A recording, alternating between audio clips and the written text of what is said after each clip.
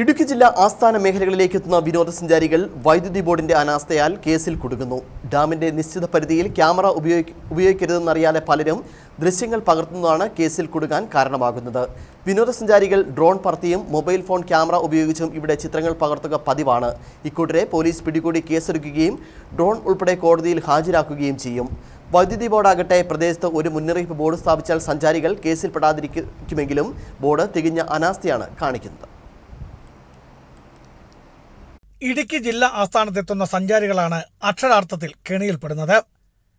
ഏഷ്യയ്ക്ക് അഭിമാനമായ ഇടുക്കി ആർച്ച് ഡാമും ചെറുതോണി ഡാമും കുറവൻ കുറത്തി മലകളുമെല്ലാം കണ്ടുമടങ്ങുവാനെത്തുന്ന സഞ്ചാരികൾ മൊബൈൽ ഫോൺ ക്യാമറകളിലും ചിലർ ഡ്രോൺ പറത്തിയും ദൃശ്യങ്ങൾ പകർത്തുക പതിവാണ്. എന്നാൽ ഇത് കുറ്റകരമാണെന്ന് സഞ്ചാരികളിൽ ബഹുഭൂരിപക്ഷം പേർക്കും അറിയത്തുമില്ല.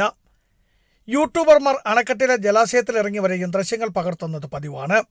ഇതാകട്ടെ പോലീസിന്റെ ശ്രദ്ധയിൽപ്പെട്ടാൽ പിടിക്കപ്പെടുകയും കേസിൽപ്പെട്ട് ക്യാമറകൾ ഉൾപ്പെടെ കോടതിയിൽ ഹാജരാക്കുകയും ചെയ്യും. സുരക്ഷാ പ്രശ്നമായതിനാൽ കേസിന്റെ സ്വഭാവത്തിലും കടുപ്പമേറും. ഇങ്ങനെ കേസിൽപ്പെടുന്നവരുടെ എണ്ണം ദിനം തോറും കൂടി വരികയാണെന്ന് ഇടുക്കി പോലീസ് തന്നെ പറയുന്നു. പിടിക്കപ്പെടുമ്പോൾ മാത്രമാണ് പലരും തങ്ങൾ ചെയ്തത് കുറ്റകരമാണെന്ന് മനസ്സിലാക്കുന്നത്. പ്രദേശത്തൊരിടത്തു പോലും ദൃശ്യങ്ങൾ പകർത്തരുത് എന്നൊരു മുൻകരുതൽ ബോർഡ് പോലും സ്ഥാപിക്കുവാൻ ചുമതലക്കാരായ വൈദ്യുതി ബോർഡിന് കഴിഞ്ഞിട്ടുമില്ല. ഇടുക്കി ഐഡിയ ഗ്രൗണ്ടിൽ നിന്നുമാണ് ഏറെയും ഡ്രോണുകൾ പറത്തി ദൃശ്യങ്ങൾ ചിത്രീകരിക്കുന്നത്. ഇവിടെയെങ്കിലും ഒരു മുന്നറിയിപ്പ് ബോർഡ് സ്ഥാപിച്ചാൽ സഞ്ചാരികൾക്ക് ഏറെ ഉപകാരപ്രദമാകും. ടൂറിസം മേഖലയിൽ ലോക ശ്രദ്ധ ആകർഷിച്ചിട്ടുള്ള ഇടുക്കി, അതുപോലെ തന്നെ ഡാമും സംവിധാനങ്ങളും കാണാൻ ഇഷ്ടംപോലെ വിദേശികൾ ഇവിടെ വരുന്നുണ്ട്. എന്നാൽ അതിൻ്റെ KSE ബോർഡിൻ്റെ ഒരു അനാസ്ഥ എന്ന് പറയുന്നത്, അവിടെ നമുക്ക് ഫോട്ടോ എടുക്കാനോ ക്യാമറ ഉപയോഗിക്കാനോ ഒന്നുമുള്ള ഒരു സംവിധാനങ്ങൾ നിലവിൽ നിരോധിച്ചിട്ടുള്ളതാണ്. എന്നാൽ അതിൻ്റെ മുന്നറിയിപ്പ് ബോർഡുകൾ ഇപ്പോൾ ഒരിടത്തും സ്ഥാപിച്ചിട്ടില്ല. അതുകൊണ്ട് വിനോദസഞ്ചാരികൾ ഇവിടെ വരുമ്പോൾ അവർ ക്യാമറ ഉപയോഗിച്ച് ഡ്രോൺ ഉപയോഗിച്ചും ഒക്കെ അവർ ഇതിൻ്റെ പടങ്ങൾ പിടിക്കുകയും പിന്നീട് അത് പോലീസ് പിടിച്ച് അവരെ അത് കോടതി ഹാജരാക്കുകയും ചെയ്യുന്ന ഒരു സംവിധാനം ഇപ്പോൾ നടക്കുന്നുണ്ട്.